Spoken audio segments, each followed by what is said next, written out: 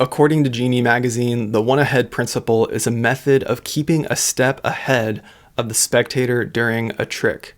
Gene Hugard, in Hugard's Magic Monthly from March 1954, explains that his principle is used mainly in mental magic, but has also been applied in several cases to tricks with cards. Why is the one-ahead principle so wonderful? What do you need to understand about the one-ahead principle for magic? And weirdly enough, what do you need to understand about the one-ahead principle for life? To me, the one-ahead idea is like wrapping up a surprise present for your audience member and then getting to enjoy and delight in their discovery of that surprise. I'm not trying to make it sound weird. There is just something genuinely delightful about creating that experience for someone. And it is kind of fun to know you have a secret that you're hiding from them that you're all ready for, that they're going to discover soon. So we talk about things being planted ahead of time, or holdouts, or more than the perceived number of objects being held in a certain hand or location. And of course, there's mentalism as well, where you're aware of something that the spectator doesn't know you're aware of, or you're one ahead with a piece of information. So I encourage you to pay attention to this. The more tricks you learn in magic, whether you've been around the block for a while or not, you'll start to see that theme. That's why we have kind of a theme and a principle and a nomenclature around it. Let it inspire your creativity. Think of ways that you can use the one-ahead principle to create strong illusions. Just on this channel alone, you can look to the coin case gimmick that we talked about earlier. Try to apply that in a one-ahead sense. What if you vanished a coin in one way and you had another coin ready in the coin case gimmick to reveal? Think about the ambitious card routine we taught on this channel. We had that end with a card to box. How could you do that differently? What's another location that you would have the card finally appear in? Outside this channel, there's lots you could look to, but one project that I think perfectly encapsulates the beauty of this principle is Angle Z, or Angle Zero, by Daniel Madison. He's released it in various forms and formats and places over the years. I was first exposed to it in a lecture note book, but he then updated the idea later and he shared a version of it on Theory 11 in one of his compilation DVDs. I didn't get the chance to check that one out, but then he went on Illusionist and shared a solo dedicated project for Angle Z. And in fact, that's true of a lot of things that he had kind of released earlier, is that they got updated and further notes made on them, and he made dedicated releases for them with Illusionist. When I first saw Angle Z performed by Daniel Madison on the Theory 11 trailer for his compilation DVD, that was one of those moments you remember in magic where you're just thinking, how is that possible? That is insane.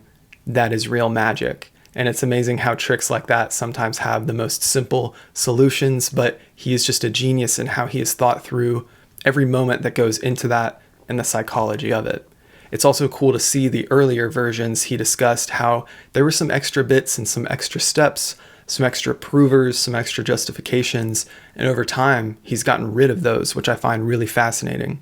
So do this from time to time in magic. I think it's really fun and really helpful. Isolate a principle or an aspect of theory and just focus on that. Look for the ways that you already see it in your magic and just start to think creatively. What are ways you can elevate the function and practicality of that idea of theory, but then make sure you're tying it back to the entertainment value, because ultimately magic is an entertainment medium. It's an art form. So how does it serve the purpose? Where am I getting ahead of my audience, and how can I use that to surprise and delight them? And then on the other side, living life. I don't know if it surprises you every time I shift theory discussion into life discussion, but this is something I hope to do on this channel.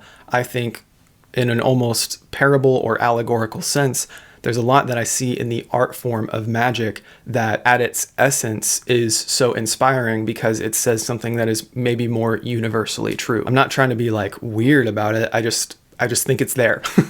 That's what I see. So I'm grateful that people are more open these days to talking about their mental health struggles. A lot of folks struggle with anxiety these days, and I'll very much admit I'm genuinely one of those.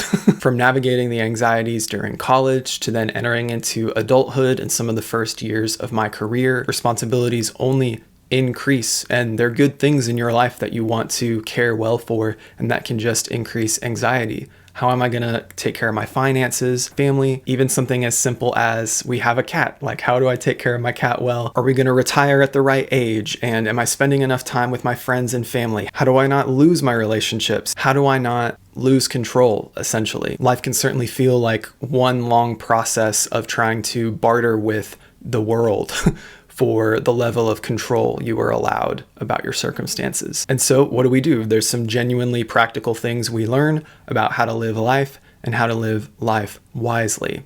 This, in essence, could be chalked up to the phrase, stay one ahead, just like a magician does. What does it mean to stay one ahead in life? It means to be prepared. It means to be thoughtful. It means to be intentional in the way you're living your life. Just living life on purpose, right? But here's why I like the phrase. Of course, in magic, there might be literal situations where you are staying 2 or 3 ahead. That's fine. But the title of the principle and the one that gets remembered and said is this idea of one ahead. And I really like that when it comes to life, which is just the idea of purposefully, intentionally, yes, preparing, but not letting it feed into unhealthy anxiety. So I've literally been pondering this principle, thinking to myself, how can I stay one ahead in life, but not obsess over getting 4 or 5 or 10 ahead? And so I'm purposely not drawing the line of what that means for you. It doesn't mean that more preparation is inherently bad, right? And here's the disclaimer of, I'm not your financial advisor. I'm not your financial planner. I'm not giving you any legal or financial advice in terms of how you should prepare your life. But just as a general principle, the idea of the balance of life. How do you prepare well and be intentional in setting yourself up for the future, even if it's just the next day? How do I plan for tomorrow?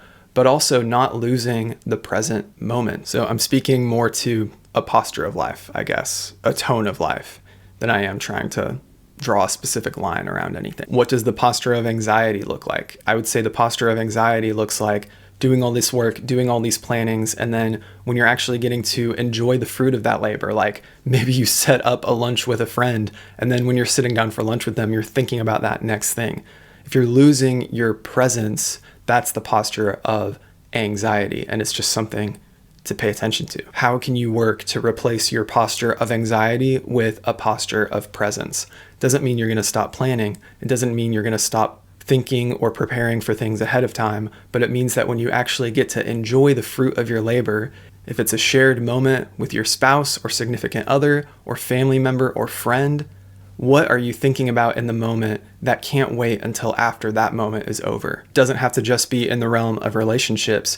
How many of us experience this, I feel like, universal struggle where you're at work and all you can think about is what you're going to do after work, how you're going to take a load off, what show you're going to watch, whatever. And then as soon as you get home from work and you turn on a TV show, or you're trying to go on a walk, or you're trying to play a game and relax, whatever it is you're trying to do to not work, what starts flooding your head but thoughts and worries and concerns about work the next day. We literally have memes around the psychology of mounting anxiety that comes at the end of Sunday for work coming on Monday. There's a lot of external factors we could talk about with that. A lot of those external factors are ones I cannot control, but I can at least work to control some semblance of the mental activity that I have going on and what I choose to think about and the thoughts I try to cultivate in my mind. So I'm maybe getting a little cheesy with this, but it's kind of cool to think about. What would it look like if I asked myself, am I being one ahead with this? Like a healthy one ahead, or am I getting like anxiety level 5 or 10 ahead? And again, I'm not deciding what that line is for you, but have you asked the question? Stay one ahead, not 5, 10, 15, or 20 ahead. Stay present with the moments and people in your life because life is short. What do you think about the one ahead principle, or what do you think about it as it applies to life? Feel free to disagree. Just thinking out loud here and trying to share authentically with you. So I hope you enjoyed if you did subscribe, but otherwise stay a hobbyist at heart. Keep enjoying your magic. Be kind to other people, and I'll see you in the next video.